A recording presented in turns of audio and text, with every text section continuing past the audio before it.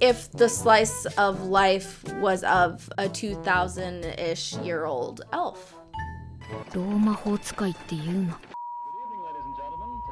Hey there YouTube, what is up? Welcome back to my channel. It is I, Nadia the Nerdy, and today I'm super excited because we are diving into the world of anime in order to figure out if the new hit show Frieren Beyond Journey's End is actually worth the hype. If you're a fan of anime, then you've at least heard of this show by now because it's been making some serious waves. Based on the manga, Frieren debuted in November of 2023 and people could not stop talking about it. So sometime last fall, I started seeing all of these videos pop up on my feed saying that it was the new #1 anime overtaking shows like Full Metal Alchemist Brotherhood. 10 out of 10. A masterpiece. I'm sorry. Frieren Beyond Journey's End just might be better than Jobless Reincarnation. Full Metal Alchemist Brotherhood just fucking lost the highest rated anime seat. Which, what?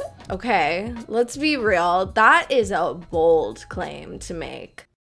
Child. Full Metal Alchemist is one of my all-time favorite shows, and it is by far one of the best animes out there. That's like widely accepted fact, basically. You're right.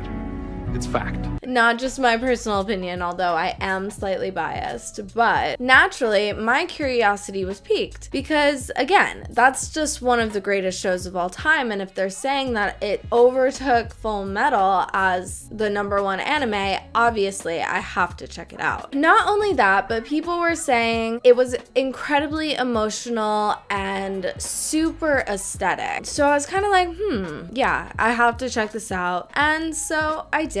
And these are my thoughts on whether Frieren is worth the hype, in my humble opinion. So let's break it down. I have to say that the animation was absolutely stunning.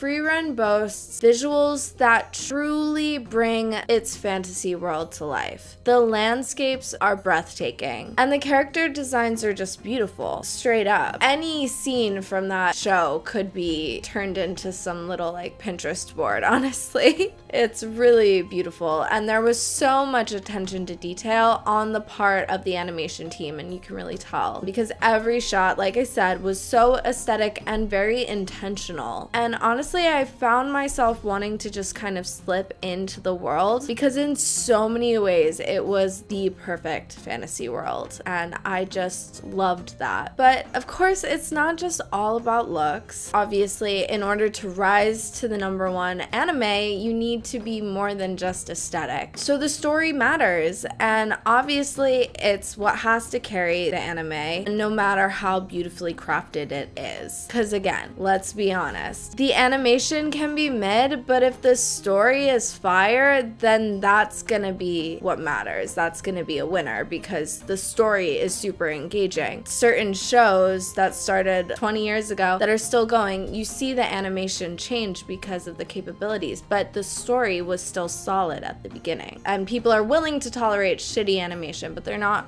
generally willing to tolerate shitty story. Well, You sure about that? sometimes. Anyway, how does Frieren hold up when you consider that? Without any spoilers, and simply put, the story is a fascinating look at what it would be like to experience thousands and thousands of years in a world. Because essentially that's what the story is. It's about Frieren in her world, her moving through existence over vast quantities of time, the connections that she makes on the way, and what that would be like to be an eternal being or close to and still live along mortal beings. People describe this anime as being really sad, and I would say that it is in a sense, but not in the way that I expected it to be when I heard that I would cry a lot. It's sad in a more wistful type of way, in the way that it would feel to continuously create connections with mortal beings only for them to fade into the past relatively quickly within your lifespan as you continue to walk forward through time. If you think about it too hard, it's a little existential, or a lot, to be honest. With that being said, it does take a slower approach to the story, as one would if you had thousands of years to spare, right? And it's kind of almost like a slice of life if the slice of life was of a 2,000-ish year old elf. And I think that's what threw me off, actually, when I first started watching it, because when I heard it overtook Full Metal Alchemist Brotherhood, that definitely influenced what I was expecting. And honestly, I was kind of bummed that that's how I went in, because Full Metal is by far my favorite anime. So there's that, but also, in all honesty, the story is told completely different. The pacing is different, the themes are different. It's also existential, but in a very different way. So going into Frieren and expecting it to be like your classic action-packed, funny-ish existential shonen like Full Metal or any other that topped the lists, you kind of set yourself up to not enjoy it to its fullest potential, in my opinion, or conversely, be pleasantly surprised. Frieren focuses on the emotional journey of its characters rather than the flashy battles, although there are a few epic scenes in there, of course. But the themes of friendship, loss, and the passage of time are the main focuses of the story, and they are explored in a very thought-provoking way. And so since the focus is on character development, it does mean that the action sequences are pretty limited. Again, there are a few that are really great, but the show's pacing isn't what you would expect. So the slower nature of the storytelling combined with the more slice of life-esque episodes, it's not quite slice of life because it's definitely more plot driven than that, but it definitely has quite a few episodes in the beginning that definitely give that type of vibe, like slice of life of a 2,000-year-old elven mage, you know? So that can kind of take you off guard if that's not really your sort of thing, especially, again, hearing that it became the #1 anime. Because here's the thing, again, if you go in expecting a show like Full Metal Alchemist or Demon Slayer or Jujutsu Kaisen or Attack on Titan, your classic shonens, the ones that regularly top the list, you might get a little bit bored. That's just the facts, honestly. You were correct.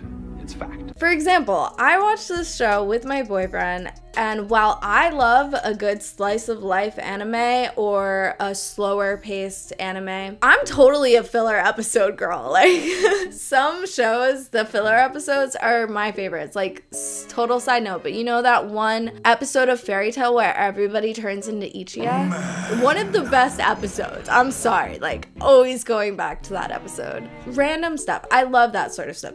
But my boyfriend is not about that. So for him, going in again with the idea that it's the #1 anime, and then it being the type of show that it is, that is much slower and character driven, he was kind of like, I could care less, I'm probably gonna fall asleep type of vibe. Yeah, it's pretty and aesthetic, but it's kind of boring as fuck. That's like how he felt. So meanwhile, for me, I enjoyed it once I realized what it was. At first I was like, wait, I'm super confused. They said this was like Full Metal Alchemist, but maybe that was my bad because it's not like Full Metal Alchemist. It just overtook it, I guess. I will say though, as far as the plot goes, it does start to pick up towards the end, and it kind of does like a little bit of this and then like that. Okay. It's the journey to get there, beyond journey's end, right? So you kind of gotta just go with it. You just gotta keep living, man. L-I-V-I-N. Slow plot development aside, it is a fascinating world, and I also found the idea of the plot starting after the huge events. It starts in a time of peace. That is very different from how many animes approach the story. Obviously, the story is usually the major crazy events that take place, but for Frieren, it's still only a small piece of her life. So she just continues going on, and it's about the going on, the continuation, because things don't just stop after the happy ending, especially if you're an immortal elf. But yeah, it's a fascinating world. Like I said before, it is literally like the perfect fantasy world. Basically, anyone who goes to a Renaissance fair, that's their dream world. It definitely checks all the boxes. I mean, dragons and elves and dwarves and swordsmen and mages and demons. How long are you gonna list stuff? It's a long list. On top of all of that, it's just incredibly beautiful and brimming with magic, and it felt very immersive to me. And also, the magic system is interesting and pretty well designed, which is a major plus. But you can't have plot without the characters, right? Yeah, you can't have plot without the characters. I had to think about that for a second. Overall, I found the characters very delightful. That's the word that comes to mind. Particularly Frieren herself, who is a compelling protagonist with layers of complexity that unfold as the series progresses. But also, she's just really goofy in the most aloof and also literal way, if that makes any sense. Like, I actually find her very relatable. She's very literal, which is something that actually people tell me a lot, even though, I don't know. People say I'm literal, and I actually relate to Frieren quite a bit. Just the fact that she loves sleep is it for me. She like doesn't want to get out of bed. Relatable. It's a miracle she woke up early. Okay, you're shocked by that? Astounded. This is deserving of a reward. What is happening? So yeah, I find her relatable even though she's a 2,000-year-old elven mage. Maybe it's just because I want to be a 2,000-year-old elven mage as well. But obviously it's not just her. I love Fern's dynamic with Frieren and the way that Fern is a little bit more type A. And I just feel like their personalities play really well off of each other. And then you have Stark, who is kind of like a breath of fresh air because his personality is so different from most of the other characters in the show, which is really refreshing. I honestly wish we got more time with him, and hopefully in the second season we do, because I think his character brings a lot to the story because he is a little bit more vibrant and expressive than many of the characters. I'm a warrior with a sense of soul. It's not a pain in the rear. What'd you call me? Hey, where do you think you're going? You can't leave us to die, Frieren. I don't know when to give up. Still your resolve, remember? Steal yourself. I don't want to be Game of Thrones. Hey, Fern, you've got perfect timing. Take a look at the... On second thought, never mind. Why? This is complete overkill. Which brings me to my only real critique when it comes to the characters. Many of the lesser characters seem to have very similar personalities. Like, there is a lot of emotionless, deadpan characters. I think Stark stands out so much to me because so many of the side characters lack expression. Honestly, especially at the beginning, while the plot is slow, and then you have all these side characters that are just like, hello, I'm going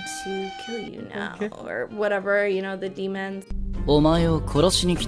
It just gets kind of old. That was honestly my biggest critique of the whole show, aside from the slow plot development, which actually works. It's just like if you go in expecting something like all the other hit animes, you're going to be surprised and potentially disappointed, or not, I guess. Because clearly people did like it enough for it to rise to #1. So, is Frieren worth the hype? Absolutely. But to be honest, I'm still not sure that it really overtakes shows like Full Metal Alchemist, Attack on Titan, or even Demon Slayer, just because it's so different and the pacing is very different. I don't know, for me personally, that it overtakes those shows, although I am currently doing a second rewatch and maybe my feelings will change. But with its stunning animation, compelling story, and well-written characters, it is definitely a must watch for anime fans looking for something a little different.